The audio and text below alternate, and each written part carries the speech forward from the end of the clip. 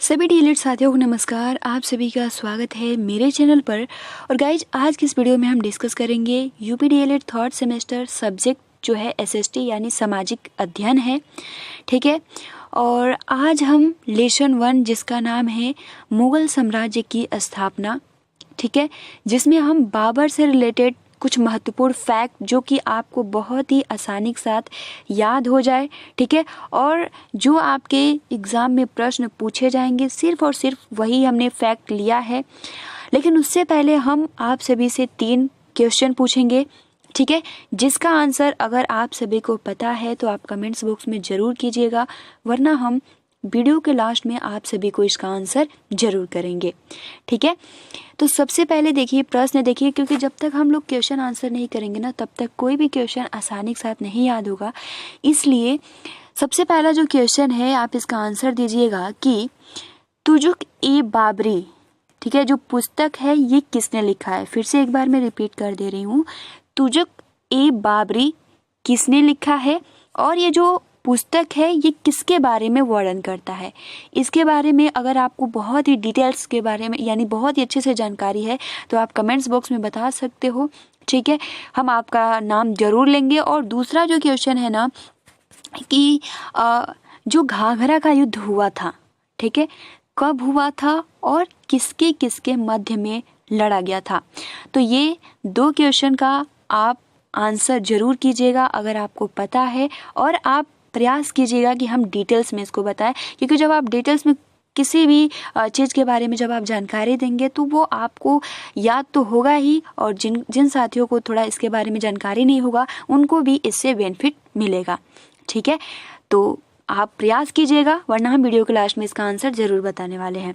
देखिए जो आपका पहला चैप्टर है ना वो है मुगल साम्राज्य की स्थापना, जिसमें आपको कहना जो आपका एसएसटी है थर्ड सेमेस्टर में बहुत ही ज़्यादा सिलेबस है, तो जो महत्वपूर्ण फैक्ट है सिर्फ और सिर्फ वही आप सभी को क्लियर करना है। तो चलिए स्टार्ट करते हैं, और वीडियो को आप सभी लाइक भी कर दीजिए और अपने फ्रेंड्स मित्रों को भी शेयर कर दीजिए। और ये जो नोट्स है आप सभी को टेलीग्राम पर हम शेयर कर देंगे। तो टेलीग्राम से जुड़ने के लिए सबसे पहले तो आपको प्ले स्टोर से टेलीग्राम ऐप डाउनलोड करना होगा, ठीक है, और उसमें सिंपल सर्च करना होगा अपडेट विद काजल। आप टेलीग्राम चैनल से जुड़ जाएंगे और आप सभी को पीडीएफ भी प्रोवाइड कर दी जाएगी। तो चलिए हम देख लेते हैं कि मुगल साम्राज्य की स्थापना किसने किया, ठीक है, बाबर के बारे में कुछ महत्वपूर्ण जानकारियाँ। तो सबसे पहले यहाँ पर देखिए पहला लाइन कहता है ना कि बाबर को भारत में मुगल साम्राज्य का संस्थापक माना जाता है।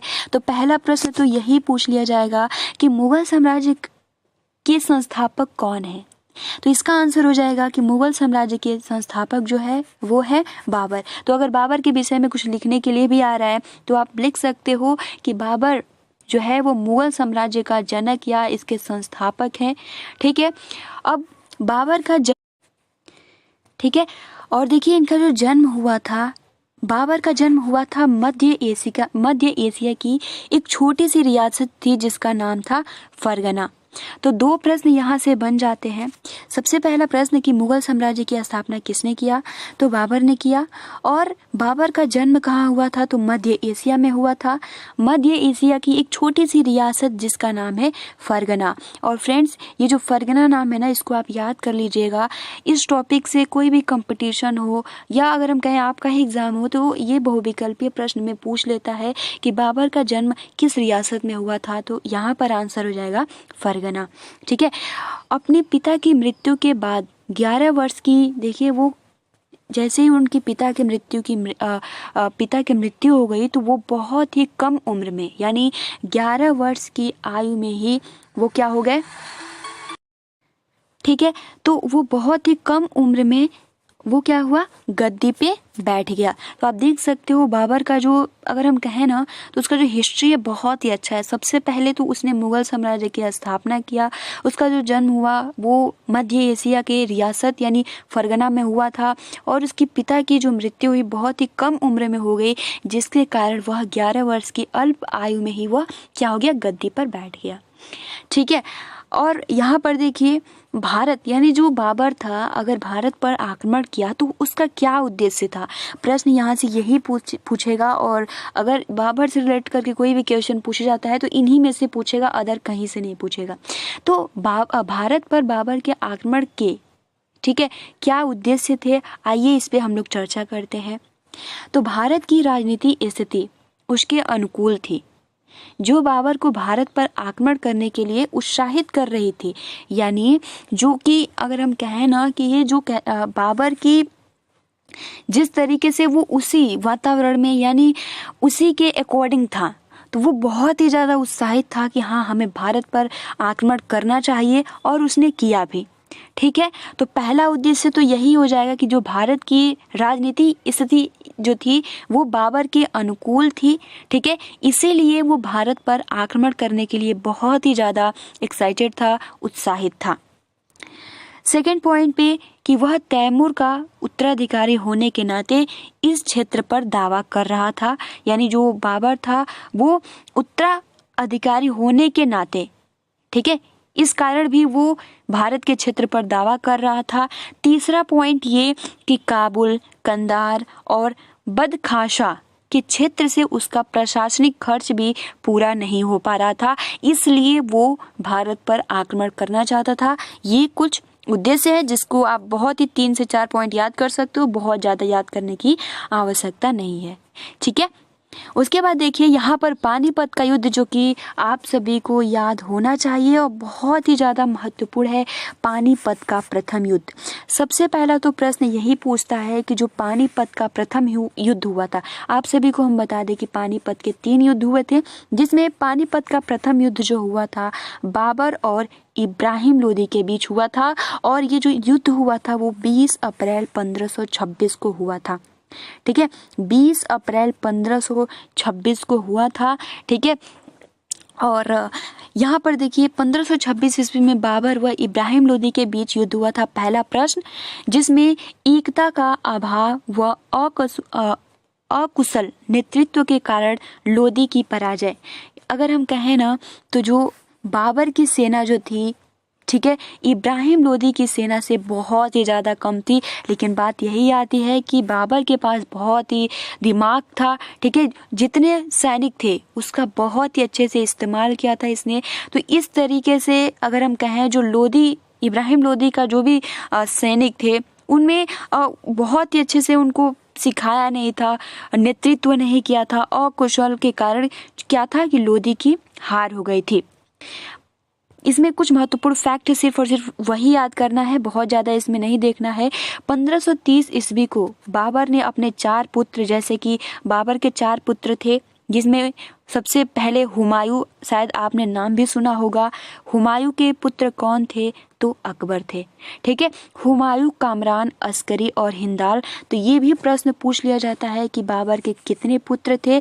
तो 4 पुत्र थे। ठीक है, हुमायूं, कामरान, अस्करी, हिंदाल। तो आप किसी तरीके से भी याद कर लीजिएगा। ठीक है, उसके बाद देखिए यहाँ पर हुमायूं, जो हुमायूं था उनका पुत्र था, उसे ही अपना उत्तराधिकारी घोषित किए थे। कौन? तो बाबर ने। ठीक है, उसके बाद देखिए 26 दिसंबर 1530 में आगरा में क्या हो गया? बाबर की मृत्यु हो गई।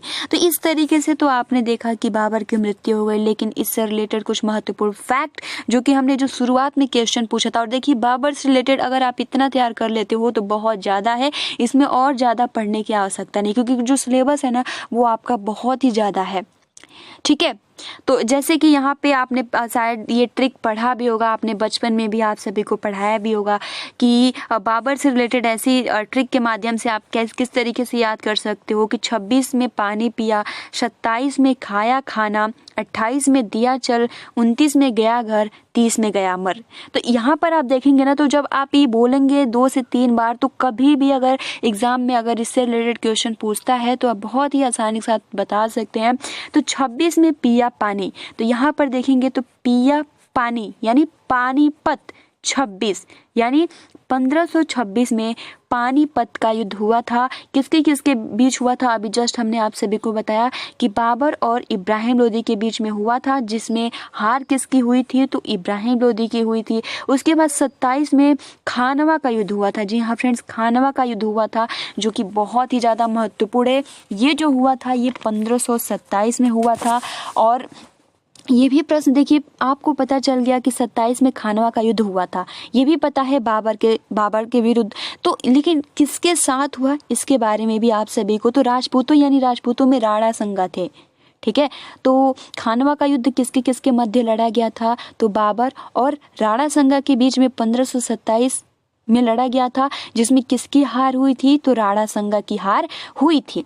उसके बाद 28 में दिया चल, तो चल से हो जाएगा चंदेरी, यानी 28 में 1528 में क्या हुआ था कि चंदेरी का युद्ध हुआ था। नाम याद कर लीजिएगा जितने भी महत्वपूर्ण फैक्ट है। चंदेरी का युद्ध हुआ था जो कि किसके बीच लड़ा गया था, तो मेदिनी राय। जी हाँ फ्रेंड्स, अगर हम बात करें मेदिनी राय कौन था, तो ये भी राजपूत से ही रिलेटेड था, यानी राणा संगा के कुछ साथियों में से ये थोड़ा महत्वपूर्ण था, तो ये भाग गया था। ठीक है, जब खानवा का युद्ध हुआ था तो उसमें ये बच गया था, और बाबर को पहले से ही पता था कि हमने जो खानवा का युद्ध लड़ा वो पूरी तरीके से हमने जो भी हमारे विरोधी थे हम उनको नष्ट नहीं कर पाए हैं। ठीक है, तो वो चंदेरी में एक किला है उसको प्राप्त करना चाहता था बाबर, जो कि मेदिनी राय जो था इससे सहमत नहीं था। तो इसलिए क्या हुआ कि 1528 में चंदेरी का युद्ध हुआ था। ठीक है, और इस युद्ध में क्या हुआ था, तो जो मेदिनी राय था वो हार मान गया। ठीक है, उसने संधि कर ली, और मेदिनी राय के साथ 2 पुत्रियां थी और बाबर के पुत्र से उनकी शादी हो गई। तो ये कुछ महत्वपूर्ण फैक्ट है। और 29 में जो था वो घाघरा का युद्ध हुआ था। ठीक है, घाघरा का युद्ध किसके किसके बीच में हुआ था, तो वो भी मैं आप सभी को बता दूं। तो 1529 में घाघरा का युद्ध जो हुआ था बाबर और महमूद लोदी के बीच में हुआ था। ठीक है, और बाबर की मृत्यु जो हो गई थी 1530 में हो गई। उसके बाद हुमायूं आ जाता है। तो क्योंकि हमने बोला भी था कि हम केवल और केवल यहाँ पर बाबर से रिलेटेड कुछ महत्वपूर्ण फैक्ट देखेंगे, तो इस तरीके से बाबर से रिलेटेड इतने सारे महत्वपूर्ण फैक्ट हैं। ठीक है, यहाँ पर देखिए हमने लिखा भी है कि खानवा का युद्ध 1527 में बाबर और राणा संगा के बीच में हुआ था। ठीक है, जिसमें राणा संगा की हार हो गई थी। उसके बाद देखिए नेक्स्ट जो है वो है चंदेरी का युद्ध। ठीक है, तो चंदेरी का युद्ध जो हुआ था 1528 में, जो कि राणा संगा से हुआ था, सॉरी यहाँ पे मेदिनी राय यानी राणा संगा का ही साथी था, जिसमें मेदिनी राय क्या कर लिया, संधि कर लिया, और उसने अपनी 2 पुत्रियों का शादी बाबर के पुत्र से कर दी। उसके बाद घाघरा का युद्ध हुआ था 1529 में, जो कि महमूद लोदी के बीच में हुआ था, और बाबर की मृत्यु जो हुई थी 1530 में हो गई थी। ठीक है, तो इस तरीके से हमने बाबर से रिलेटेड जितने भी महत्वपूर्ण फैक्ट थे वो देख लिए।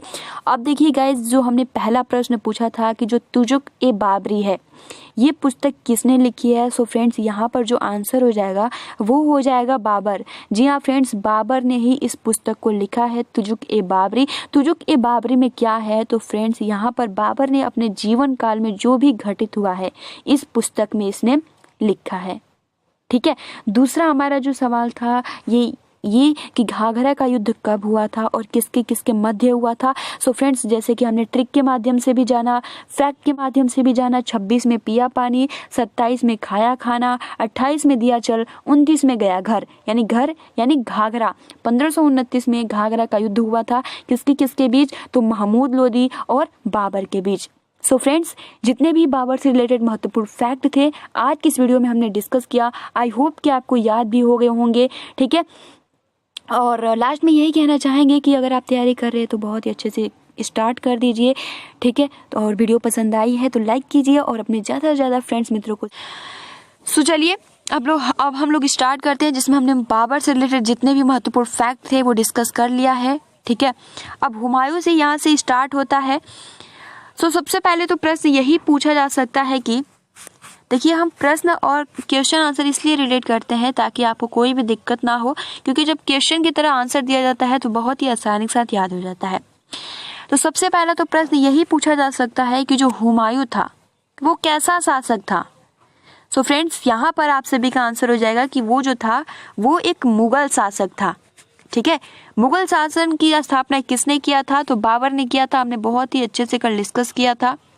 ठीक है, और 1530 में उसकी मृत्यु हो गई थी, जिसके बाद हुमायूं आया। तो पहला प्रश्न क्लियर हो गया, हुमायूं एक मुगल शासक था। दूसरा प्रश्न ये पूछ सकता है कि हुमायूं का पूरा नाम क्या है। देखिए, हुमायूं तो आपने सुना होगा, लेकिन हुमायूं का पूरा नाम क्या है ये भी बहुत ज़्यादा महत्वपूर्ण है। हुमायूं का पूरा नाम जो था वो था नसरुद्दीन हुमायूं। ठीक है, तो यहाँ पे हुमायूं का पूरा नाम जो हो जाएगा नसरुद्दीन हुमायूं। उसके बाद देखिए हुमायूं का जन्म कब हुआ था, ये भी महत्वपूर्ण है क्योंकि ऑब्जेक्टिव टाइप में पूछ सकता है। तो हुमायूं का जो जन्म हुआ था वो हुआ था 6 मार्च 1508, क्योंकि 1530 में तो वो गद्दी पर ही बैठ गया, यानी इसके पहले ही तो उसका जन्म हुआ होगा, है ना। तो इस तरीके से 6 मार्च 1508 में हुमायूं, जिसका पूरा नाम नसरुद्दीन हुमायूं है, इसका जन्म काबुल में हुआ था। ठीक है, ये भी महत्वपूर्ण फैक्ट है, काबुल में हुआ था। 6 मार्च 1508 को काबुल में हुमायूं का जन्म हुआ था। उसके बाद देखिए शासन की इसकी अगर शासन इसका पूछे कि हुमायूं की शासन अवधि कितने समय से कितने तक थी, तो हुमायूं की जो शासन अवधि थी वो, क्योंकि 1530 में तो वो गद्दी पर बैठा और 1556 तक ही रही, क्योंकि 1556 में इसकी मृत्यु हो गई। ठीक है, ये भी पॉइंट याद कर लीजिएगा।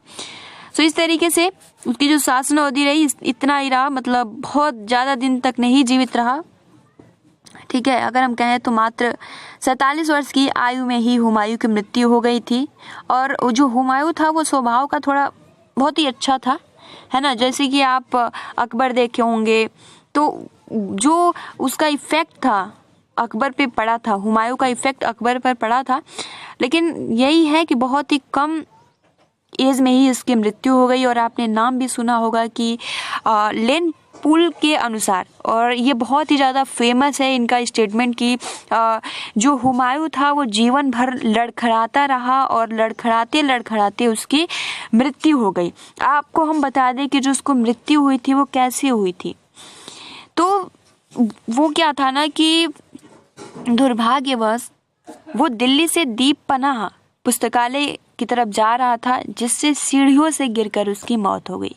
तो इसीलिए लेन पुल ने इस पे अपना स्टेटमेंट दिया है कि जो हुमायूं था, और स्टेटमेंट जो है ये हो सकता है कि आपके ऑब्जेक्टिव टाइप क्वेश्चन में पूछ दे, तो आप इसको याद कर लीजिएगा कि हुमायूं जीवन भर लड़खड़ाता रहा और लड़खड़ाते लड़खड़ाते उसने अपनी जान दे दी।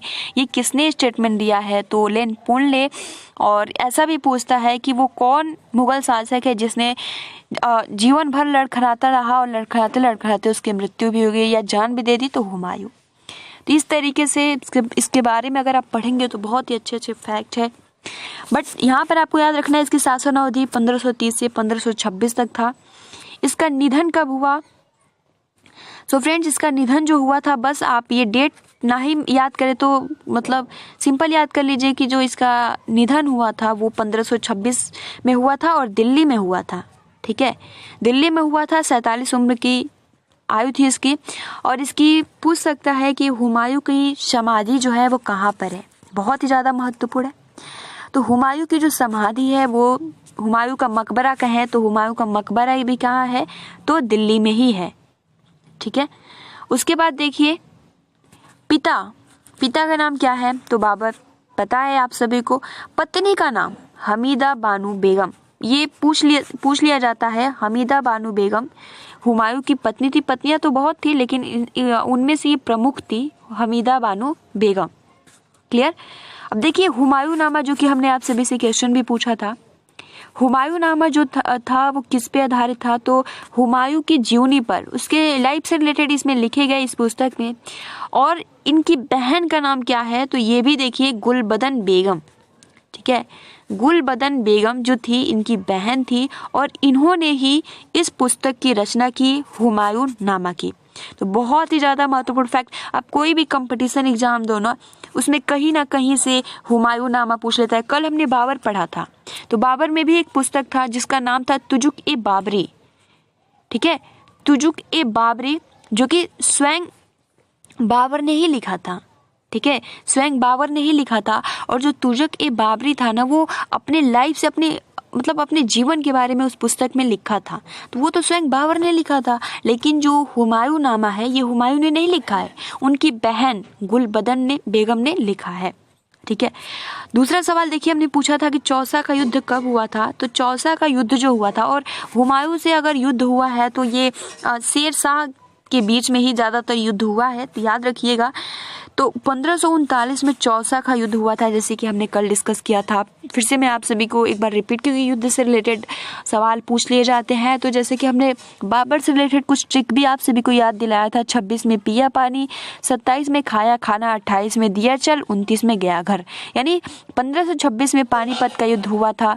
किसके किसके मध्य हुआ था? तो ये तो बहुत ईजी है, बाबर और इब्राहिम लोदी के बीच में हुआ था। उसके बाद 1527 में खानवा का युद्ध हुआ था, जो कि बाबर और राणा संगा के बीच में हुआ, जिसमें बाबर की जीत हुई। उसके बाद 28 में दिया चल, यानी 28 में दिया चल सिंपल यानी चंदेरी का युद्ध हुआ 1528 में, जो कि मेदिनी राय और बाबर के बीच में हुआ था। 29 में हुआ था, यानी 1529 में गया घर यानी घाघरा का युद्ध जो हुआ था 1529 में हुआ था। तो महमूद लोदी और बाबर के बीच में हुआ था और 1530 में उसकी मृत्यु हो गई। तो इस तरीके से आप याद कर लीजिएगा। उसी प्रकार 1539 में चौसा का युद्ध हुआ था, जो कि हुमायूं व शेरशाह के बीच में हुआ था और चौसा के युद्ध में हुमायूं को हार मिली थी। ये भी महत्वपूर्ण फैक्ट है, ठीक है। और उसके बाद देखिए 1540 में बीलग्राम का युद्ध, ये भी बहुत ही ज़्यादा खास है।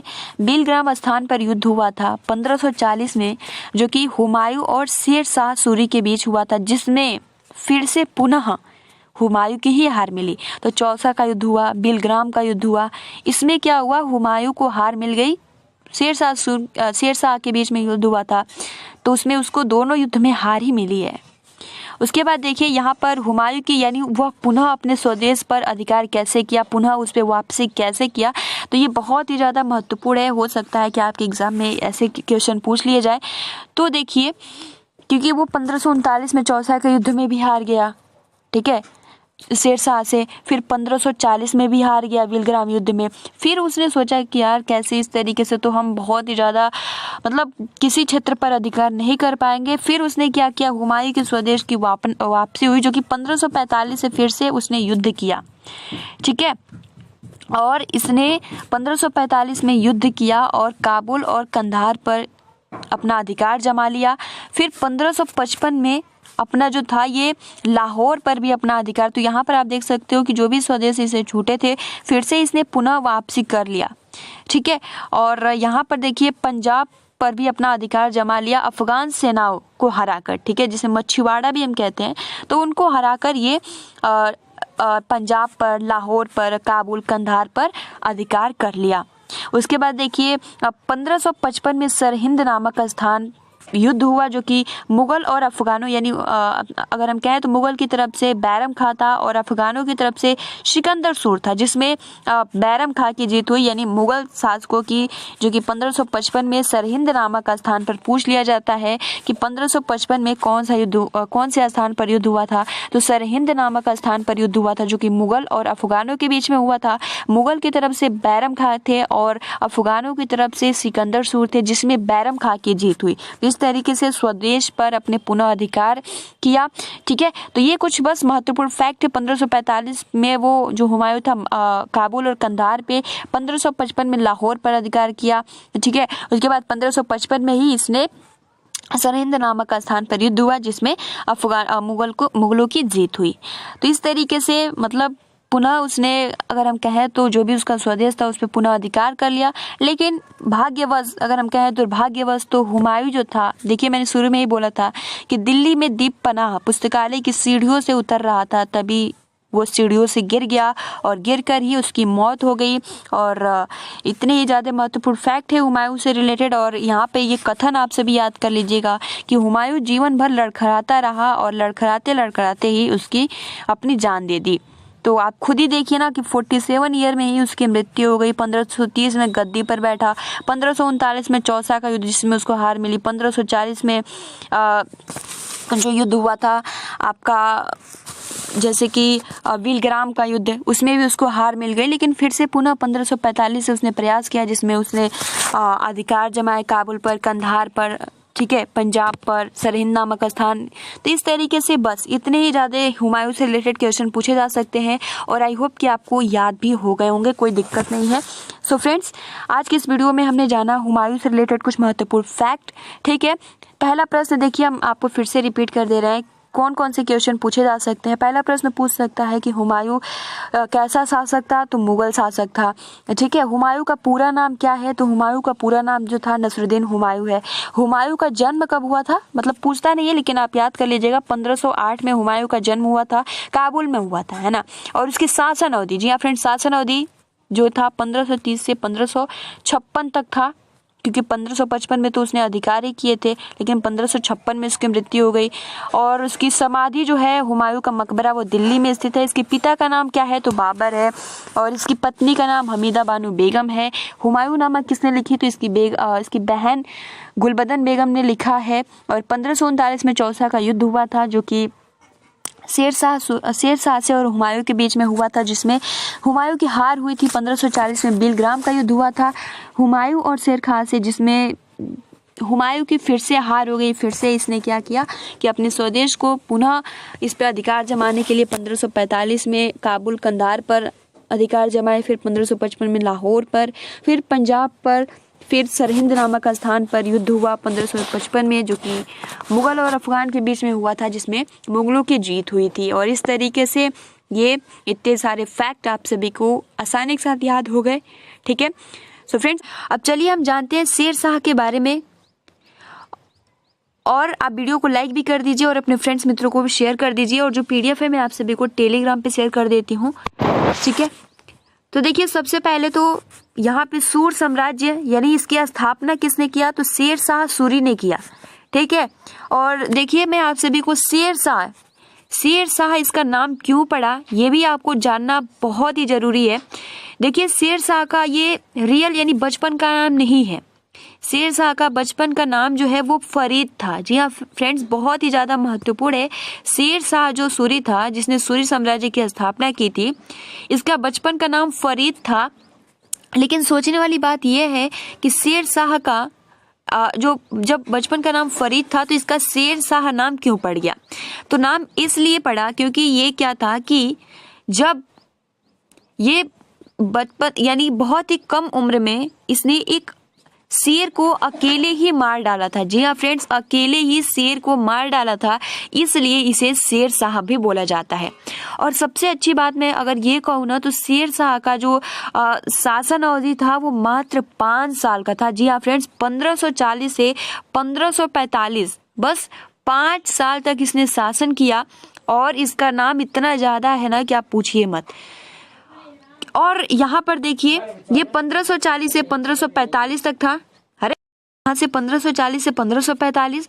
अब देखिए फ्रेंड्स, यहाँ पर शेरशाह 1540 गद्दी पर कैसे आसीन हुआ, ये भी आप सभी को, जैसे कि हमने आप सभी को बताया था पहले, हुमायूं से रिलेटेड, यानी 1540 में हुमायूं और शेरशाह से युद्ध हुआ था, जिसमें हुमायूं की हार हो गई थी और शेरशाह की जीत हो गई, और तभी से ये गद्दी पर आसीन हो गया। ठीक है, तो यहाँ पर 1500 पहला फैक्ट आप यही याद कर लीजिएगा, 1540 ईस्वी में हुमायूं को हराकर जो शेरशाह है वो सूरी साम्राज्य की स्थापना की। ठीक है, बहुत ही ज्यादा महत्वपूर्ण है कि सूरी साम्राज्य की स्थापना किसने की, तो शेरशाह ने किया, जिसका बचपन का नाम क्या था, तो फरीद था। ठीक है, और देखिए शेरशाह का जो जन्म हुआ था वो 1472 ईस्वी में हुआ था, और कहाँ पर हुआ था, तो सासाराम में हुआ था। ठीक है, और मैं आप सभी को ये भी बता दूं कि इस शेरशाह का मकबरा कहाँ है, तो सासाराम में ही है। तो ये 2 महत्वपूर्ण फैक्ट है, इसका जन्म भी यहीं पर हुआ था और जो इसका मकबरा है वो सासाराम में ही है, और इसका जन्म 1472 ईस्वी में हुआ। ठीक है, और जैसे मैंने स्टार्टिंग में ही बताया बचपन का नाम क्या था, तो बचपन का नाम फरीद था। क्लियर।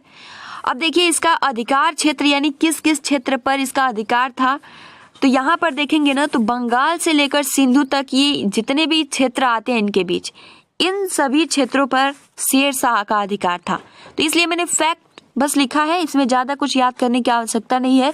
जो शेरशाह है इसका अधिकार क्षेत्र कहाँ से कहाँ तक है, तो बंगाल से सिंधु तक है। ठीक है, अगर एग्जाम में क्वेश्चन भी आता है शेरशाह से रिलेटेड, तो आप उसके बारे में, शेरशाह का जन्म कब हुआ, इसकी शासन अवधि क्या है, ये किसको हराकर सूरी साम्राज्य की स्थापना किया, इसका बचपन का नाम क्या था, इसका नाम शेरशाह क्यों पड़ा, तो बहुत ज्यादा 2 से 3 लाइन से अधिक हो जाएगा। तो इसके बारे में इतना ज्यादा फैक्ट, केवल फैक्ट आप सभी को देखना है। उसके बाद देखिए शेर शाह को अलग नाम से भी जाना जाता है, जैसे फरीद तो उसका बचपन का नाम था, शेर शाह के नाम से जाना जाता है, लेकिन उसे व्यवस्था सुधारक के नाम से भी जाना जाता है। ठीक है, किसको व्यवस्था सुधारक के नाम से जाना जाता है? तो शेर शाह को व्यवस्था सुधारक के नाम से जाना जाता है। और देखिए इसकी जो शासन थी ना, यानी जो ये लोग शासन करते थे, ये स्वयं ही प्रधान थे। ठीक है, यानी इनकी जो संपूर्ण शक्तियां होती थी वो केंद्रित, यानी जो राजा कहेगा सिर्फ और सिर्फ वही होगा। ठीक है, तो इस तरीके से ये स्वयं शासन, यानी इनका जो प्रधान था या शासक था वो केंद्र पर पूरी शक्तियां निहित थी। ठीक है, उसके बाद देखिए इसने संपूर्ण साम्राज्य को, प्रश्न ऐसा भी पूछ सकता है कि जो शेर शाह था इसने अपने संपूर्ण साम्राज्य को कितने सरकारों में विभाजित किया था? सो फ्रेंड्स यहाँ पर 47 हो जाएगा इसका राइट आंसर। 47 यानी 47 सरकारों में विभाजित किया था शेर शाह ने। और प्रत्येक सरकार में 2 प्रमुख अधिकारी बहुत ही ज्यादा महत्वपूर्ण है। पहला जो है वो है सिकदार ए सिकदारान, और दूसरा जो है मुंसिफ ए मुंसिफान। तो ये बहुत ही ज़्यादा, अगर हम कहें ना तो ये कंपटीशन में भी ऐसा सवाल पूछ देता है कि किसके सरकार में 2 प्रमुख अधिकारी हुआ करते थे? पहला सिकदार या सिकदारन और दूसरा मुंसिफ ए मुंसिफान। सो फ्रेंड्स आप इसको याद कर लीजिएगा कि ये शेर शाह की सरकार में, जो कि 47 सरकारों में विभाजित किया था, और जितने भी सरकार थे उसके 2 प्रमुख अधिकारी हुआ करते थे, जिसमें सिकदार और मुंसिफ आ जाते थे। ठीक है, आगे बढ़े। उसके बाद देखिए शेर शाह, इसको न्यायप्रिय शासक के नाम से भी जाना जाता है, क्योंकि ये न्याय जो है प्रत्येक बुधवार को न्याय करने के लिए बैठता था। यानी जो भी समस्या होती थी उसके साम्राज्य में, उसका जो भी निवारण हो सके उसके लिए एक दिन बनाया था, वो था वेडनेसडे यानी बुधवार, और उसी दिन वो न्याय करने के लिए बैठता था। तो इसलिए उसे न्यायप्रिय शासक, यानी वो अपने जो भी साम्राज्य के लोग थे उनके बारे में सोचता था, है ना, तभी तो उसे न्यायप्रिय शासक कहा जाता है। तो इस तरीके से प्रत्येक बुधवार को न्याय करने के लिए बैठता था। क्वेश्चन ऐसा आ सकता है कि कौन ऐसा शासक है जो प्रत्येक बुधवार को न्याय करने के लिए बैठता है? सो फ्रेंड्स इसका आंसर जो हो जाएगा शेर शाह। ठीक है, और इसने ही मुद्रा व्यवस्था को विकसित किया था। ठीक, उसके बाद देखिए कानू नगो ने शेर शाह की प्रशंसा की है। एंड शेर शाह का मकबरा जो है, जैसे कि मैंने आप सभी को स्टार्टिंग में ही बता दिया, शेर शाह का जो मकबरा स्थित है वो सासाराम में ही स्थित है। ठीक है, शेर शाह का मकबरा कहाँ स्थित है? सासाराम में। इसका जन्म भी सासाराम में हुआ था। ठीक है, कब हुआ था? तो 1472 में। इसकी ये गद्दी पर कब बैठा? तो 1540 में। ठीक है, लेकिन मात्र 5 साल तक ही शासन कर पाया। उसके बाद देखिए 1540 से 1544 तक यहाँ रहेगा। शेर शाह ने नई नगरीय सैन्य प्रशासन, ये मतलब नई नगरीय स्थापना किया, सैन्य प्रशासन बहुत ही अच्छे से स्थापित किया, और यहाँ पर कुछ महत्वपूर्ण फैक्ट, यानी पहला रुपया जारी इसी ने किया था। ठीक है, और देखिए फ्रेंड्स, ये जो मैंने अभी आप सभी से स्टार्टिंग में 2 क्वेश्चन पूछा था, उसका आंसर आप सभी को आई थिंक इस वीडियो को डिस्कस करने के बाद मिल ही गया होगा। अफगानिस्तान से लेकर काबुल तक, ठीक है, और काबुल से लेकर बांग्लादेश के चटगांव तक ग्रांड ट्रंक रोड को बढ़ाया किसने? तो शेर शाह। और ये जो ग्रांड ट्रंक रोड है ना, अगर शेर शाह का कभी भी नाम आता है तो ये ग्रांड ट्रंक रोड 100% आता है। और हर एक को, अगर आप तैयारी कर रहे हो या कुछ भी अगर हिस्ट्री पढ़ते होंगे, तो जब शेर शाह का नाम आता होगा ना, कोई क्वेश्चंस, डाउट या फिर कॉन्सेप्ट क्लियर ना हो रहा हो, बोर्ड्स हो या फिर जेईई नीट, आपकी तैयारी में हेल्प करेगा फिलो ऐप। किसी भी टाइम आप अपना डाउट क्लियर कर सकते हैं ओनली 3 तरीकों से। सबसे पहले आप सभी को इस ऐप को डाउनलोड करना होगा, प्ले स्टोर या फिर डिस्क्रिप्शन बॉक्स में लिंक मिल जाएगा।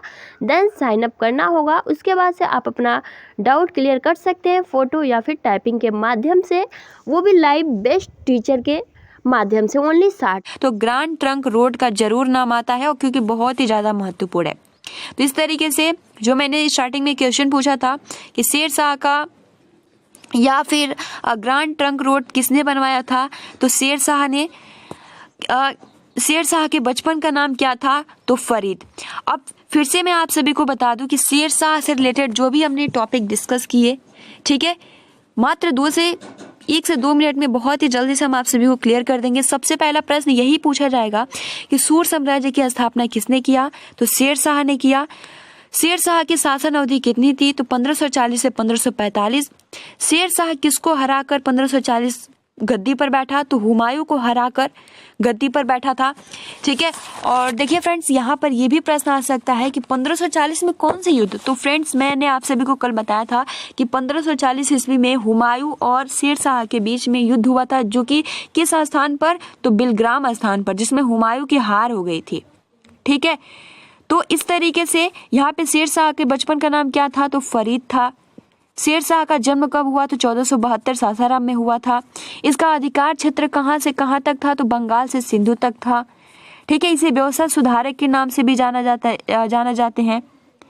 ठीक है, उसके बाद इसका जो शासन व्यवस्था था वो मतलब केंद्रित था। ठीक है, और यहाँ पर देखिए जो भी उसका साम्राज्य था वो 47 सरकारों में विभाजित था। प्रत्येक सरकार के 2 प्रमुख अधिकारी हुआ करते थे, एक तो सिकदार और दूसरा मुंसिफ। ठीक है, और यहाँ पर ये ध्यान देने वाली बात है, अफगानिस्तान से लेकर काबुल से लेकर बांग्लादेश के चटगांव तक ग्रांड ट्रंक रोड किसने बढ़ाया था? तो शेर शाह ने। सो फ्रेंड्स, ये सूर साम्राज्य से रिलेटेड इतने महत्वपूर्ण फैक्ट है। अब हम नेक्स्ट वीडियो में अकबर से रिलेटेड महत्वपूर्ण फैक्ट डिस्कस